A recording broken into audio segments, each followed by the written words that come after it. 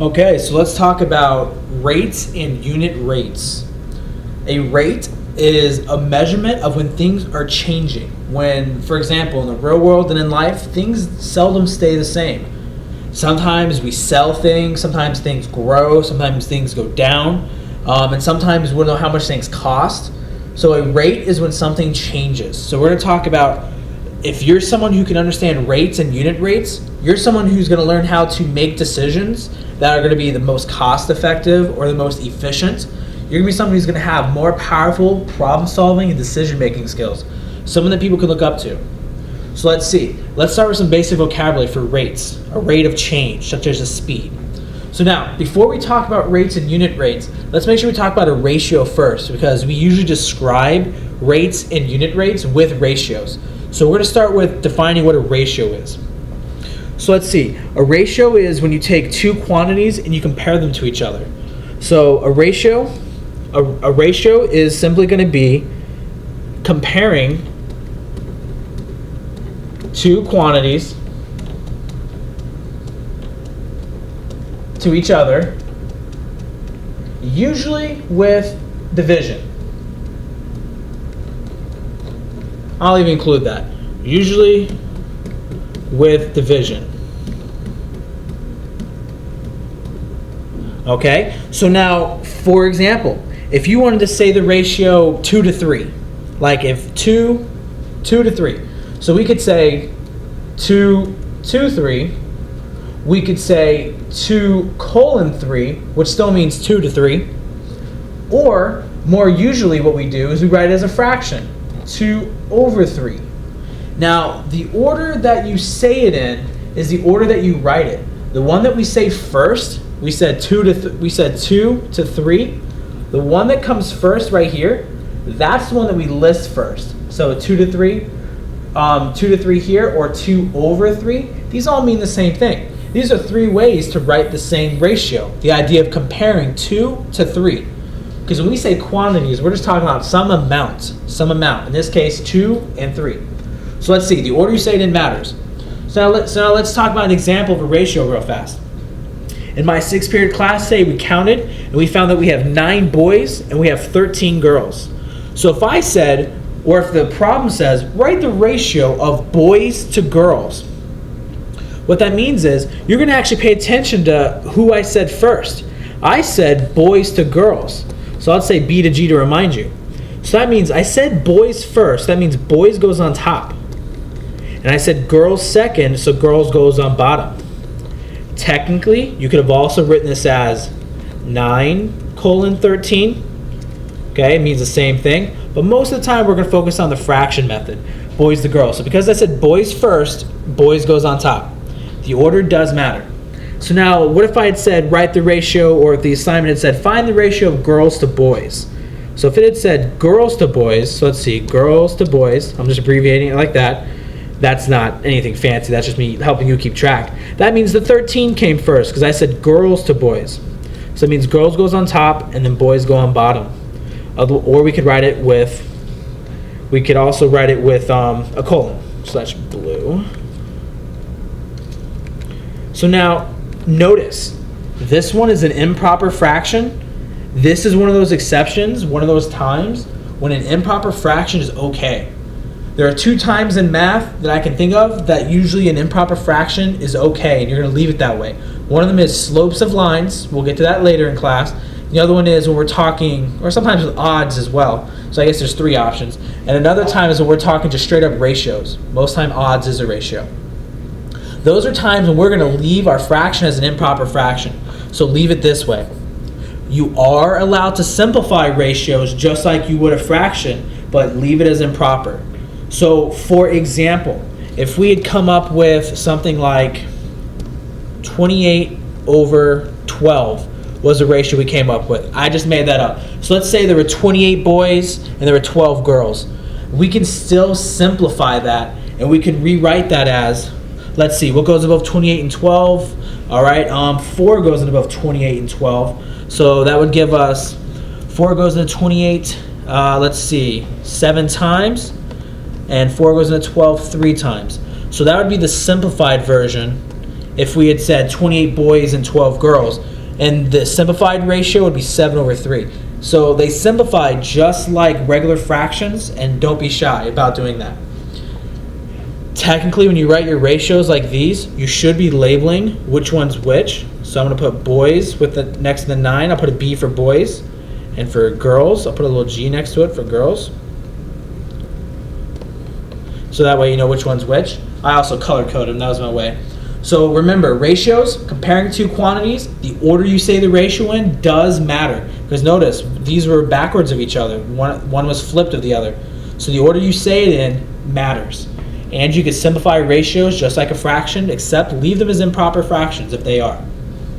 All right, so that's a ratio. Now let's talk about a rate. So now a rate it's a ratio that compares two quantities with different units of measure. So it's a ratio, or code for a fraction usually, a ratio that compares, which is just like up here compares two quantities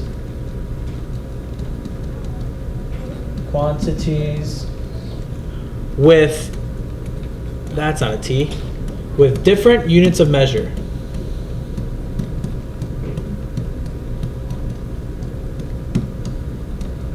Okay, so an example of that would be, let's say we're talking about in music, beats per minute, or how many beats in a minute. Or let's say we can do this. So an example that would be 160 beats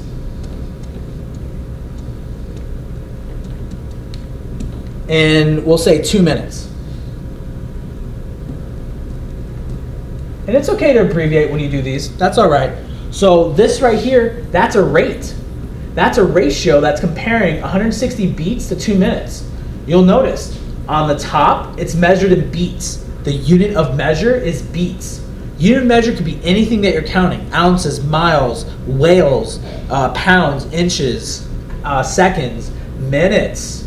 So there's different types of units of measure. When they're different like this in a ratio, it's a rate. That's telling us every 2 minutes that goes by, we're going to hear 160 beats. Okay? That's about average. So for every 2 minutes that go by, we're going to hear 160 beats. That's what that rate is telling us. It's almost like a speed. How fast are the beats going? Okay? So that's a rate. So a rate is just when the units of measure are different. In this case, beats and minutes. So now there's a special type of rate that we're going to pay extra special attention to, because this is the one that decision makers use a lot. There's a rate called a unit rate. This one is usually used more often to make decisions. A rate is often used to solve for unknowns, and we'll get to that later when we talk about proportions.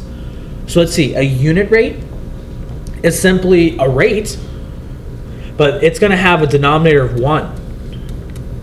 A rate with a denominator of 1. We do this because we want to make decisions. When you make that denominator 1, what if you made the denominator 1 when you're talking about prices of something? Like if you're trying to buy cans of food or different weights of different ingredients like sugar or flour. You're going to find out what is the price per ounce, or what is the price per cookie, what is the price per gallon. You want to know what is it going to cost for something. This is something that a shopper would use when trying to find a good value when comparing two different brands. This is something that someone shopping around for materials for a build would do. This is something that business managers do when they buy materials for their company. Like if you're building something, we'll actually do an example like that where you want to make a decision such as which item has the lowest unit cost. So now the unit rate is what we're going to spend more time talking about, because like I said, it's usually the decision-making rate. So now an example of that, we'll use the same one that we just had. 160 beats over 2 minutes. We're going to turn that into a fraction where the denominator is a 1. So if you look at this one, the denominator is currently a 2. So if we wanted to make that one have a denominator of 1, because I'll just use the same example, we're going to divide top and bottom by 2. It's almost like simplifying the fraction. In this case, it's just like simplifying a fraction, but sometimes you'll get a decimal answer, and that's okay. So let's see. when it's a situation like this, and you're just going to treat this like that. So I'll write 160. I'm going to just put a little B for beats. So that's a B, not a 6. Over 2 minutes. We're going to divide top and bottom by a 2 because that's a 2. Because we want to see it have a 1 on the bottom. So divide top and bottom by 2. And so let's see. 160 divided by 2 gives us 80. So we have 80 beats. Now on the bottom, 2 minutes divided by 2, well that's 1 minute. So look what we have. We now have a ratio, a rate where the denominator is a 1. That tells us what we have circled here is a unit rate. That tells us every minute 80 beats will go by. And if you think about it, that agrees with this one. So double 1 minute for 2 minutes, and we say, okay, double 80 as well, that tells 160 beats in 2 minutes. So our unit rate agrees with our rate. So a unit rate is when it's a regular rate, but the denominator will be a 1. Remember, the denominator is the number on bottom, will be a 1. And that's how you know you have a unit rate. Now again, once you can use that for determining what's the best value, what's the most efficient. Anytime you want to know what is something doing, changing, or costing per 1 unit of something else. For example, you could talk about the cost of 1 unit of 1 item, even if they sell the item with multiple units. Like if it's a package of 12 cookies, but you want to know how much does 1 cookie cost, you can figure that out by doing price divided by 12 or price over 12. Divide, you'll find out how much it is for 1 cookie. That's an example of finding a unit rate. Okay, so now, to recap real fast, we talked about ratios comparing 2 quantities, which simplifies just like a regular fraction we learned down here. We talked about rates, which is a ratio that compares 2 quantities, period. And we talked about with different units of measure. Don't forget that with rates. Now, a unit rate is just a rate, which means usually different units of measure, but the denominator will be a 1. And we showed how to turn that to the other. So now what I want to do is I want to do a couple examples for you to help you see how you can convert rates to unit rates, and then we'll even do an example where we're going to make a decision about a company using rate turn into a unit rate and make a decision based on that. Okay, so let's see. We're going to make up an example.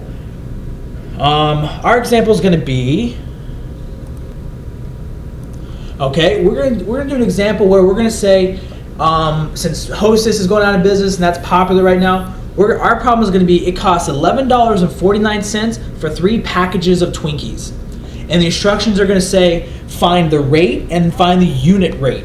So what we're going to do is we're going to find the rate for this, and then we're going to convert it to a unit rate. Now, the order they say it in is usually an indicator of how you should write it. It says $11.49 for 3 packages of Twinkies.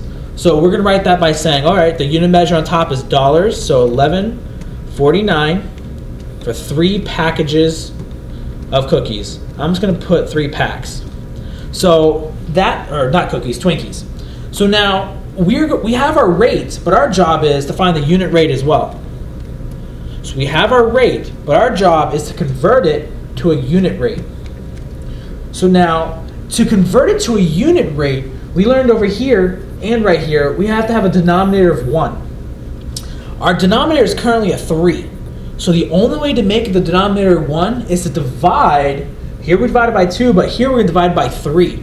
So if we divide bottom by 3, it's going to equal 1. And if we divide top by 3, it's going to give us our number that we're looking for. So let's see. We're going to divide by 3 on top and on bottom. And we're going to see what that gives us. So now, we know that when we do it on bottom, we know that 3 packs divided by 3 is just going to be, 3 divided by 3 is 1. So 1 pack of Twinkies. So now, the top, we just have to figure out what is $11.49 divided by 3. This is where your long division skills are going to come in, and you're welcome to check yourself with a calculator. But please try to do it yourself first with long division and multiplying. So let's see. We've got 3 divided into 11.49. We're doing long division. That decimal goes straight up, so it's going to go right there. So now we have to ask ourselves, 3 goes into 1 0 times. 3 goes into 11 3 times. 3 times 3 gives us 9. Subtract those. We get a 2. Bring down the 4. 4 goes straight down. Oop, didn't mean to erase it. So now 3 goes into 24. Let's see, that's 8 times. And in fact, it's 8 times evenly. So 24, subtract, we get a 0. Bring down the 9. 3 goes into 9 3 times evenly. 3 times 3 is 9. I ran out of room. We subtract those, and we get a remainder of 0. So that tells us we know we have a remainder of 0. So 383. Well, look at what we were solving for. We were solving for up here, dollars. Dollars divided by 3. So our answer is still going to be dollars. And we just found out it's 3.83. Well, that's easy. That's $3.83. So look what we have. We have our unit rate. We've got $3.83 per 1 pack. You can write that using words. You could actually say $3.83 per package of Twinkies. And that would fully answer the question how much it was for 1 package of Twinkies. But look what you did. You took a rate and you converted it to a unit rate because the denominator is a 1. So that's an example of turning a scenario into a rate and then converting that to a unit rate. Because we're going to use unit rates to usually help us make decisions. Okay, so let's do one more example where we show that we're going to help it allow us to be a powerful decision maker. All right, so in this example, and we'll stick with the Twinkies scenario. Let's say you're the acquisitions manager for Twinkies. Your job is to contact other vendors to get the ingredients and the products you need to buy for your company to make your product. We're making Twinkies, so the example we'll use sugar, because you know Twinkies have lots of sugar in them. So our job is we're going to see what is the best value sugar we can get. Let's say we have multiple companies out there. Some have good quality sugar, some have crappy sugar, some have sugar with bugs in them. But we know that we value our product and we want it to be a high quality sugar. And so we've narrowed it down to a few companies. So let's pretend we're comparing 2 companies and we want to see who do we want to buy our sugar from. At this point, we have company A and company B. We've already determined that they both have good quality sugar, so now we just want to compare price. Our decision right now is based on who's going to be our best value. So let's see. Company A tells us that for $20, they can sell us 4 pounds of sugar. For $20, they can sell us 4 pounds of sugar. Okay, thank you, Company A, for your bid. Now, Company B tells us for $22, they can sell us 5 pounds for sugar. This will happen a lot in the real world. Things won't always be in the same size container or the same amount. This one is 4 pounds, this one's 5 pounds. That'll happen a lot. So Company A told us $20 for 4 pounds of sugar. Company B told us $22 for 5 pounds of sugar. Our job is to see who's the better value at this point, because we both know they're both good quality sugar. We want to know who should we buy from. So let's see. We have rates for each company. And so what we want to do is we want to see what are their unit rates. What is it going to cost us for 1 pound with this company? What is it going to cost us 1 pound with this company? So our job is to convert those to unit rates. So with Company A, the denominator is a 4. We need to make it a 1. The only thing you can divide 4 by to make it 1 is another 4. So we're going to divide top and bottom by 4. So let's see. On the bottom, we know 4 divided by 4 is going to be 1. So we're going to have 1 pound. And in this case, the top is actually easy to divide for this one. It's 20. 20 divided by 4, we know is 5. So $5. Go away. So let's see, $5. Let's get the eraser out of the way.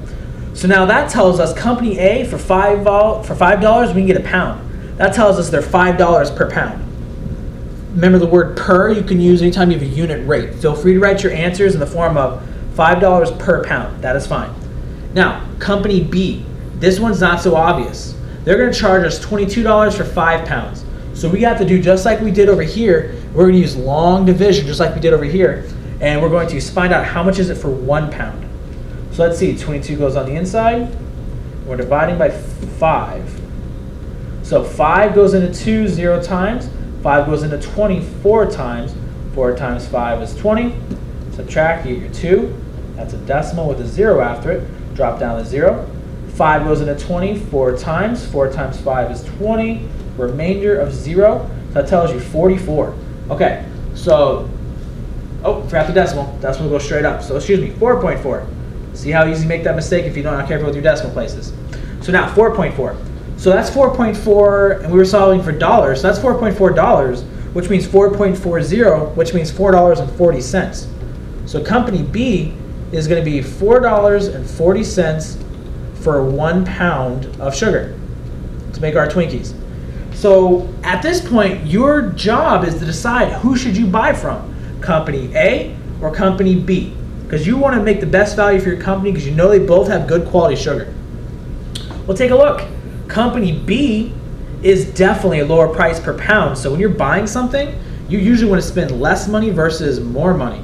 So that means company B is going to be the company to go with. You're going to choose company B. You're going to say, I'm going to buy my sugar from company B because they're the better value. Now, some of you are thinking, well, hey, that's only a savings of $5 minus $4.40, that's 60 cents. That's only a saving of 60 cents. That's not a lot of money. So we're like, well, why do we care then? But remember, guys, in this example, we're representing a large company. So what if we were really buying 100,000 pounds of sugar, because we're making a lot of Twinkies. We don't just make 1 or 2 Twinkies. We're making, let's say we need 100,000 pounds of sugar.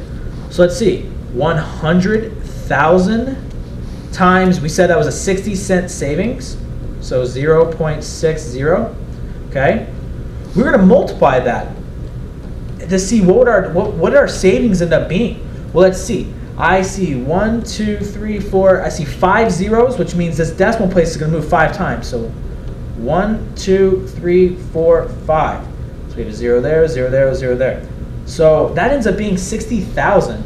That tells us we just saved, by choosing company B over company A, $60,000. Now that's a big number. That makes you realize the decision you just made had a huge impact on your company. We talked about being a powerful decision maker. We talked about being a problem solver. If the president of the company, they're going to want the person who knows to buy from company B to save the business, to save Hostess, $60,000 versus company A, they're going to have to pay an extra $60,000. So if you want to be a decision maker that can be relied upon, or you want to be a leader or a consultant, or someone who can help take charge of a situation and make an informed decision, rates and ratios are going to help you get there. Because remember, guys, in math, there's 2 types of people. Those that can use math and participate in decision making and have an influence on what's going on around them and make good informed decisions. And then there's those people who can't use math and they're at the mercy of other people who can. So I think it's easy to decide which one you'd rather be. You want to be the person that can make these decisions and understand these decisions to know why you're going to buy your sugar from company B instead of company A. So quick summary, and then we're going to be all done. We talked about rates and unit rates. We talked about ratios first, and a ratio is comparing 2 quantities, usually with division, and you're going to compare them to get an idea of who's bigger, who's smaller, but you use it to solve for unknowns. We'll talk about proportions later in the class. Okay, now you also have rates. Rates is a ratio that compares 2 quantities with different units of measure. That's usually going to be used for something changing, such as a speed, such as something growing, something getting bigger. And then you have unit rates. That's a rate when the denominator is a 1. We usually use that to help us make decisions, such as when we're shopping around for cookies, or maybe when we're looking to shop around to buy sugar for our company, and look, it ended up saving us $60,000. So unit rates are often used to help you make decisions and smart decisions. So now, at this point, you've been armed with what you need to be able to do to work on finding a rate and simplifying to a unit rate and even making decisions on those unit rates. Actually, let's do this. Let's do one more example that's a little more complicated. One where you're going to use your unit rate ability to solve a question. So let me clear this page and let's do another example. All right, so let's make up an example real fast. Let's say you're talking recipes, okay? So this may be something that a baker might be doing, or someone who's trying to be exact about following recipes. For me, example, I have no cooking or baking skills, but I'm really good at following a recipe. If I have instructions tell me what to do, I can do it. All right, so let's see. In this example, let's talk about recipes. We'll call this example 3. Now, in this example, a recipe tells us a recipe that makes 8 muffins. I'm sorry, let's not make that 8. Let's make that a bigger number. Let's make that 10 muffins. Okay, calls for 2.5 teaspoons of baking powder.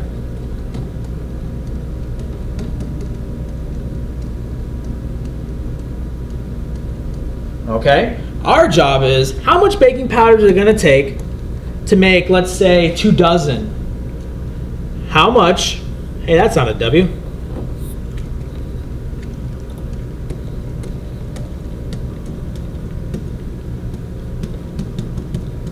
How much baking powder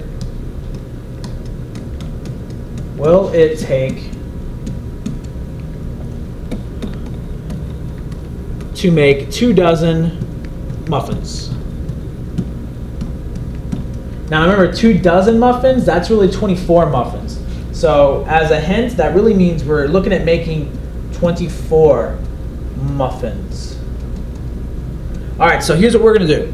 Our job is, if we can find out how many teaspoons of baking powder it takes to make 1 muffin, we then know if we multiply that amount by 24 muffins, we'll find out how many teaspoons of baking powder it takes to make 24 muffins. Yes, there's a way to solve this later in chapter 4 using proportions that we will learn, but I want to also let you see how you can just use your bare bones rate and unit rate skills to solve this. Because we're looking to see how many teaspoons per 1 muffin, that means we're going to make our muffins, we want that to be our denominator because we're going to make it 1. So that tells us, we know that it was 2.5 teaspoons for, we said 10 muffins. We want to turn that into a unit rate where our denominator is 1. And if our denominator is going to be 1, that means it's going to be 1 muffin. That's what we want it to be.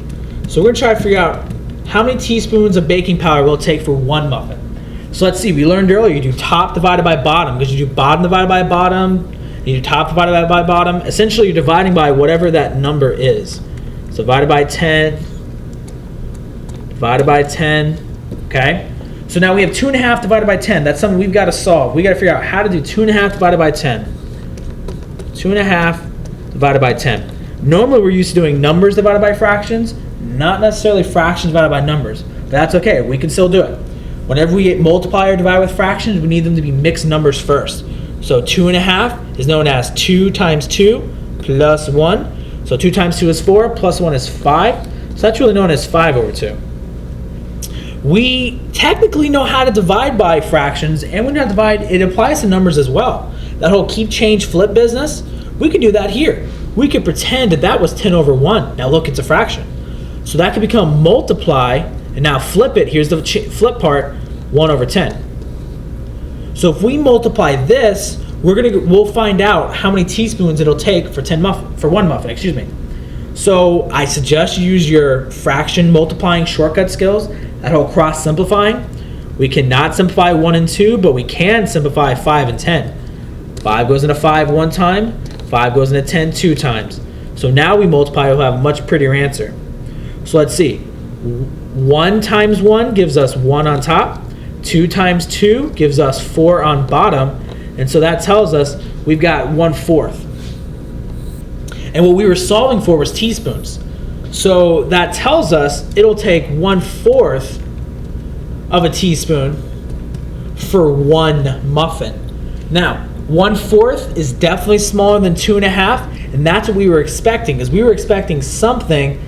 We went from 10 muffins to 1 muffin, so we were expecting this one to get smaller as well, and it did.